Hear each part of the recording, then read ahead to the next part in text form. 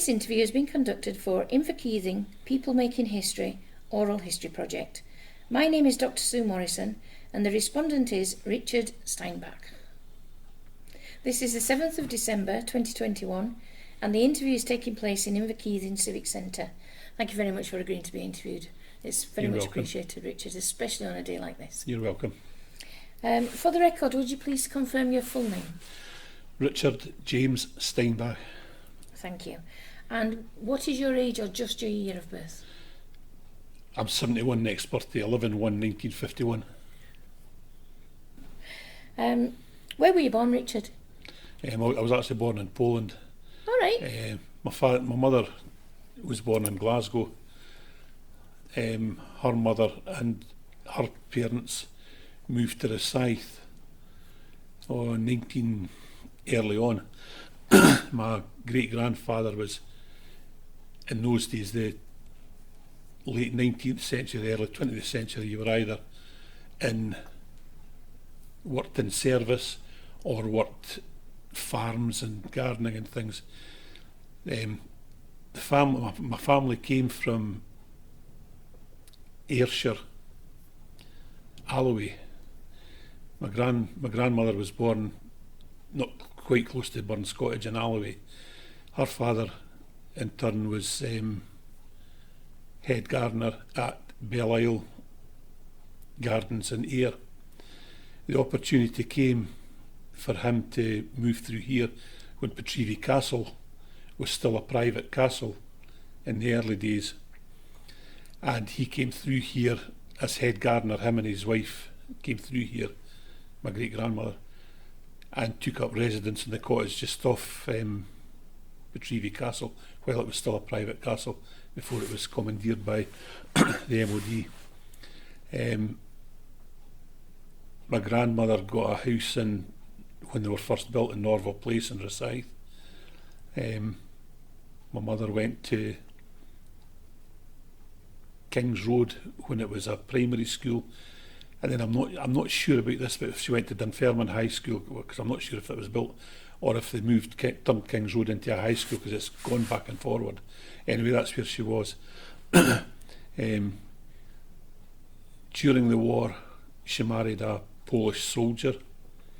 My two eldest sisters were born in Norval Place in Rosyth. Myself and my next sister up were born in Poland, because by that time they had gone back, because she had a farm in Poland. They had gone back to Poland, where myself and my next sister up, I was the youngest, were born. My mother brought us all home when I was 3 years old, so it was 1954, because it didn't work out, and I've been here ever since. I got married in 1971. My first house was in Old Dollytown in Fraser Road. Then we moved to the new estate that was being built. We call it New Dollytown, Phase 1. And I've lived there ever since. I've been there for 40 odd years. I've been married for 50 years past April. I'll be 51 come next April, so it's quite a milestone in this day and age, I think. I've got two children, myself, my daughter Nicola, and my son Richard Andrew, Nicola Rachel. My wife's Elaine, and here I am now. Richard, could you tell me what you did after school? I left school and I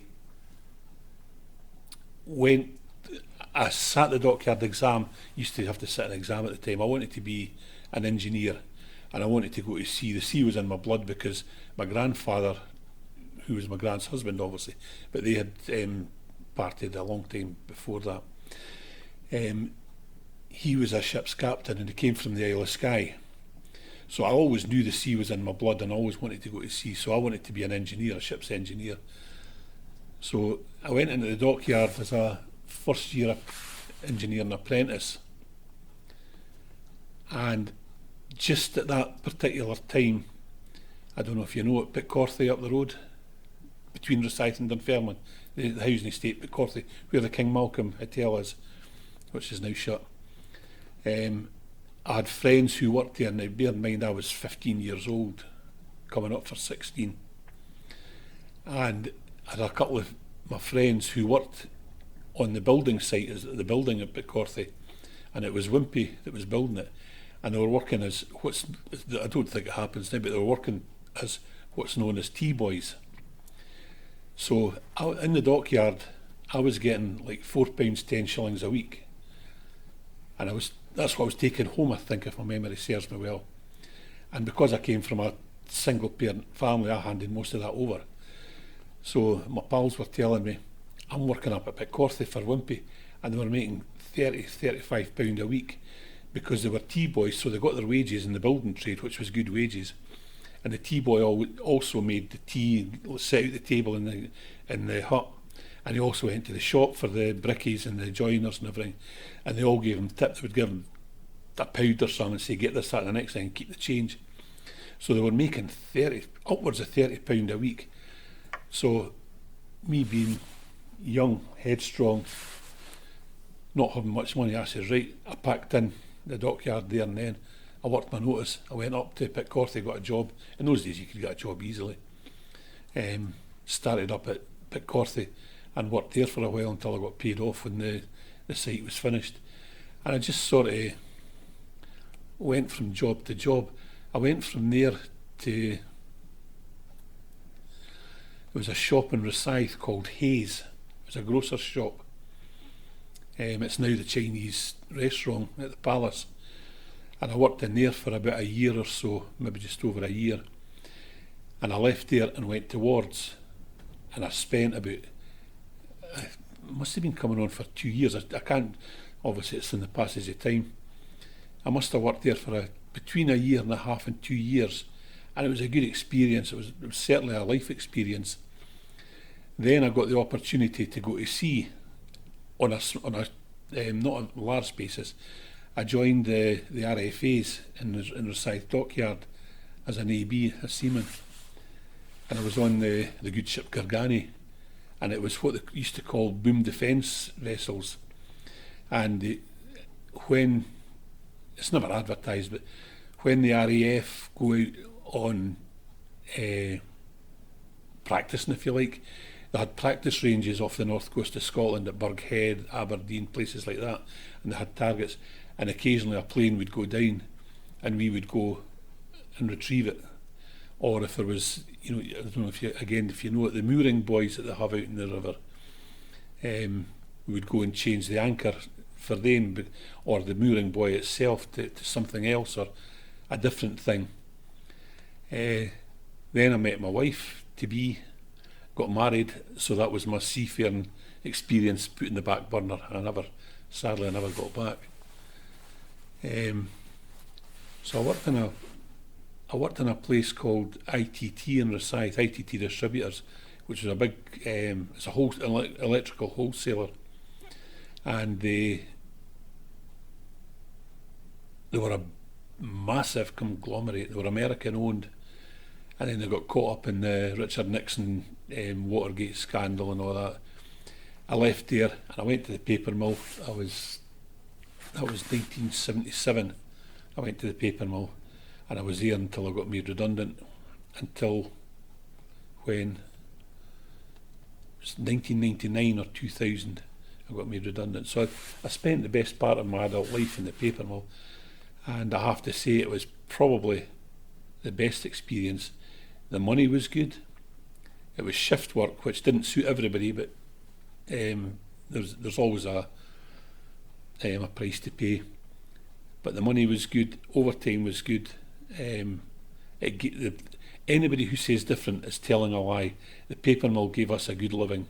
I wouldn't say it was suited to everybody, because a young boy, 18-year-old coming in, having to work a night shift on a Friday night, it wasn't much good for them. But I could cope, because, people like me could cope, because we're married, family, and that's what's at the forefront of your whole life, I think, at that point. It took up a lot of my time, but the paper mill was a really good place to work. We had a social club. Everybody contributed to that, and one year they did lots of things. They did trips to Blackpool. they did a trip, this was the one that sticks out, they did a trip to Disneyland in Paris for the members, and it was a bus full, and on the day we were supposed to go, I think it was the day we were supposed to go, we're all standing down at the mill gates waiting on the bus coming. Well, the bus was there, and the company who they had done it through went bust. So we were sitting at the mill gates in a bus waiting to go to Paris, Disneyland. It was the year Disneyland opened, 1996, I think. And we were all down at the mill gates waiting to go. And this gives you an example of what it was like. At that time, Caldwell's, the Inverness group had been taken over by an American company, Georgia Pacific, they were called, and they had a hand in everything. They wanted a foothold into Europe, so they bought Inverness Group, part of which was Caldwell's. Our general manager at the time was a guy called Adrian Missenden, and the works manager was Brian McCleary. Adrian was Welsh, Brian was Irish. Two of the best guys you could ever meet. They threw money at the social club. They paid for the bus to go to Disneyland and said, I think, I never got the ins and outs of it, but I think it was along the lines of pay us back when you can, the social club. But to save the holiday, we're all down at the mill gates. They paid it with another company, and we all went on their merry way to Disneyland. I think it was a weekend or so, a long weekend in Disneyland in Paris.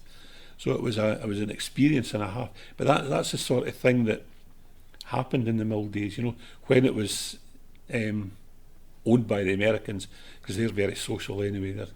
They like their social things. So it was things like that, buses to Blackpool. Sometimes you contributed something towards it. I never went to Blackpool. I just didn't like Blackpool at all. It was too commercial. Sometimes you contributed something towards it, but basically you paid into the social club every week. We had a hill walking group, a crowd of us, and they were good to us. They gave us money for a minibus, not to buy, to rent for a weekend, things like that. That's it. That's the sort of stuff you got from the paper mill. Wards was a different experience. I was a young boy in Wards, in amongst a lot of older men, if you like.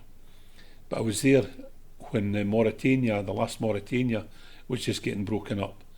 And I think you'd go far to find a house in Inverkeithing, Rosyth or Dunfermline or the Ferry that doesn't have Mauritania memorabilia in their house. Because I know we certainly did. Before I was married in Norval, I was living in Norval Place, my mother and my gran and my sisters, we had a huge mirror that came out of one of the dining rooms. I can't remember the wood, whether it was teak or it was all quality stuff, all that sort of stuff. Excuse me. But the experience was something you couldn't buy. A young boy, it certainly opened my eyes.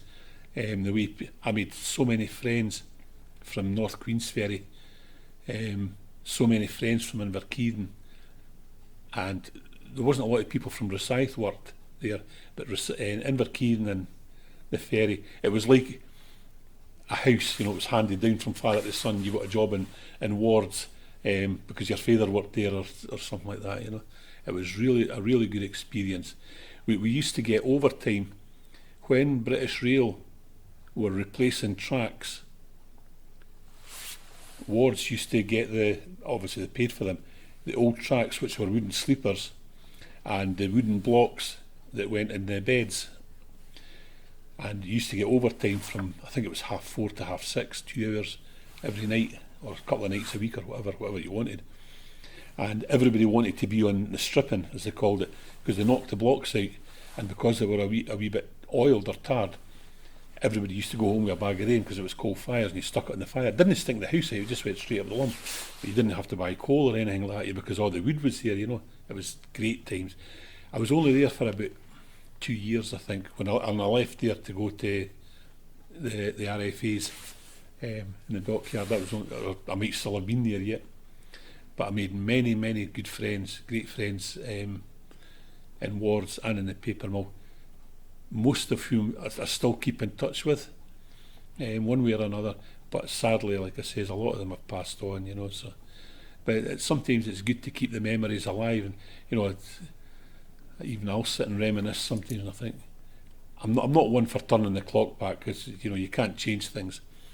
But sometimes I think, see if I'd been there at that time and I'd done something different, done a particular thing differently, how would it have panned out? How would it have worked out? But you can't change life. That yesterday was history, today's the present, tomorrow's the future. So you can't really go back and change it. We don't have time machines, so we are where we are. But yes, I had good experiences in both places, especially the mill, like I say, with the social club. It was really good. We had a car club, pardon me, and that was a garage round the back of the mill. And it was literally a garage with a pit.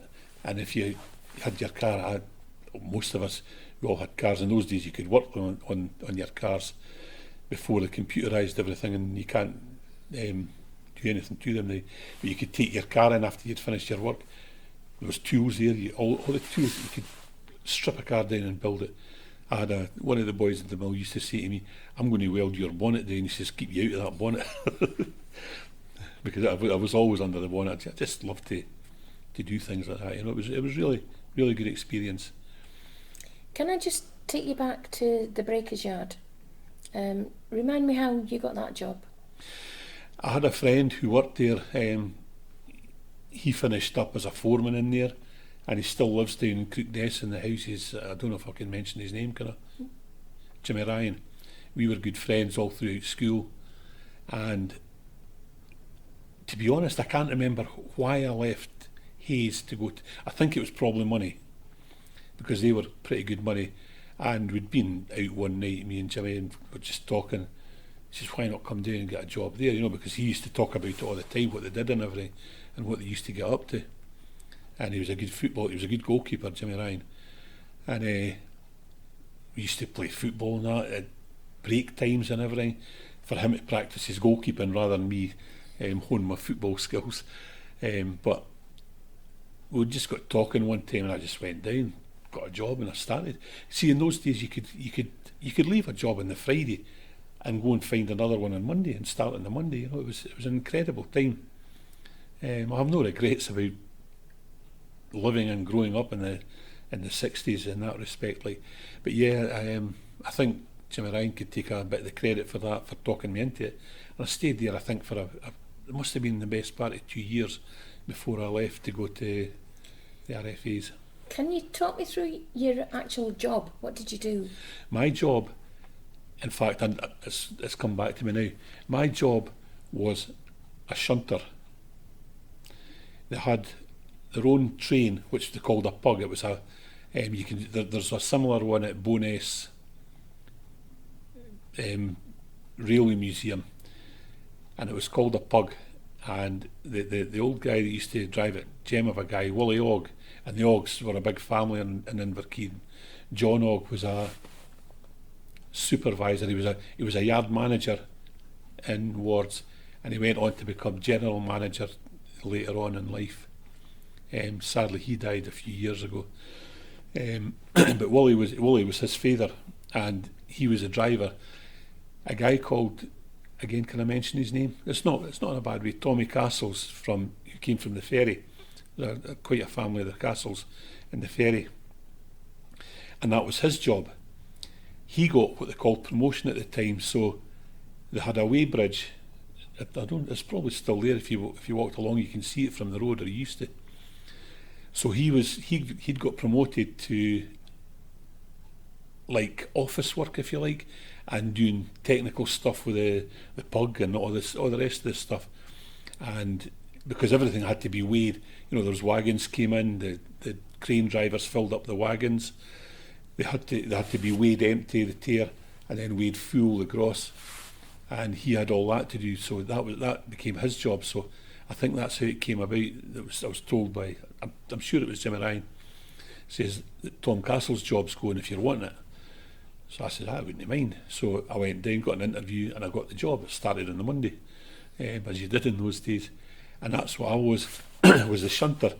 So Wally Og was the pug driver, and he would reverse. It was an interesting skill because it gave you an insight into how, in a small part, the railways worked, because the chain links that link the wagons to the pug, you had a pole with a twisted hook on it, and as he came up, you swung it up onto the hook, and then onto the next one, and things like that. You know, you tightened it up, things like that. So, and I used to get a shot at driving the pug, and if Wally was away to the toilet or away for a break or something, a tea break, I used to get the chance to drive that. And I was earmarked to be the next pug driver on it, but like I says, the RFAs, the dockyard came calling, so I went there. But yes, it was interesting because again, it was a way of life before real automation came in. When British Rail used to bring I think we called them pallets, the rails, the railway lines, and they were stacked maybe, say 10 high just for a figure, and strapped down. And British Rail would bring it in, and they would be sometimes unloaded, sometimes he left them, and he went into not a turning circle, but he went up and round about and back out again. And if it was a particular driver, I used to get a shot at driving his train, and that was something else. It was I think it, again, one for the archives, a Delta 100 or something like that, which was a massive engine, which needed to be, and just the thrill of, again, a 17, 18-year-old boy getting the chance to drive one of them that you only saw crossing the bridge or something, you know, was fantastic. Obviously, there was no such thing, or no much health and safety in those days, you know, and you just went and did whatever you thought, as long as it was legal, and hopefully within the rules and regulations. But there wasn't a great deal of health and safety, you know. Some people used to wear hard hats, some people didn't. A Saturday was a good day because you worked, I think it was 7:30 till 11, and then you finished at 11 and everybody was straight up to the volunteers, up to the volleys or the bury, and there was overtime available, what they called stripping, on the ships that were in, or in the stripping sheds, and that basically it was separating everything. Like if you got nuts and bolts together, you would separate them, and there would be different categories: brass, copper, steel, alloys, whatever, and you had to categorise them. And it was such an easy shift, and that was you from 11 o'clock till maybe 4 o'clock, or if you got fed up you went away at 2 o'clock and up the volleys or something, you know. It really was a good time. It really was a good time. Or you might have been on one of the ships, because it used to break up out-of-date frigates, minesweepers and everything. They would all come in there and they would break them up, and of course the work lasted forever because it's an ongoing thing, you know. In the Mauritania, I think it took them a long time to break that up. And then the dockyard, this is them sort of interlinked. When I was on the Gargani, the dockyard, again, as part of their strategy for testing and practice and things, sometimes when a warship was past its sell-by date, they would take it down the Forth, down to the May Island, load it with explosives, and we used to take the explosives down. It's barrels, explosives, and we used to carry them on deck. But they're safe as long as the detonators were in a different place. And we used to take the explosives down. Then the people from the NCRE, as it was then, would take the explosives, put them in strategic places on the ship, and then detonate it. And we anchored off a good distance away, and the explosion you could, and the explosion, you saw the ship lifting out the water, breaking its back, and it affected us as well. Although we were a good distance, the wash from it was quite strong, and then that ultimately would get towed into wards, and it would get broken up. Couldn't go anywhere else. Here, a couple of tugs would bring it up to wards, and that was your work for the next year. So, in those instances, were the ships cleared of oils and stuff first? There was no contamination, no diesel. It was a couple of tugs would tow it down to the May Island, because that was obviously the best place for it, the clearest place. It wasn't going to affect houses. Burn Island, Kirkcaldy or Inverkeithing or Edinburgh, Granton or that. It wouldn't affect any of them. So yes, it was cleared of everything. And the explosives were put in strategic places as if imitating a ship being hit with a torpedo amidships, or in the stern a torpedo there, or gunshots on the bow, or things like that, you know. But basically I think it was to see what impact it had, mostly amidships, because you used to see the ship coming up like that. It lifted out the water and it would go like that. You could actually see it. And it was all recorded on their specialist cameras. You could probably access them if you were to. There'll be an archive somewhere. You could ask somebody for the pictures, the photographs. They were incredible. I saw quite a lot of them, and I was there several times when they blew up the ships. You know, it was really.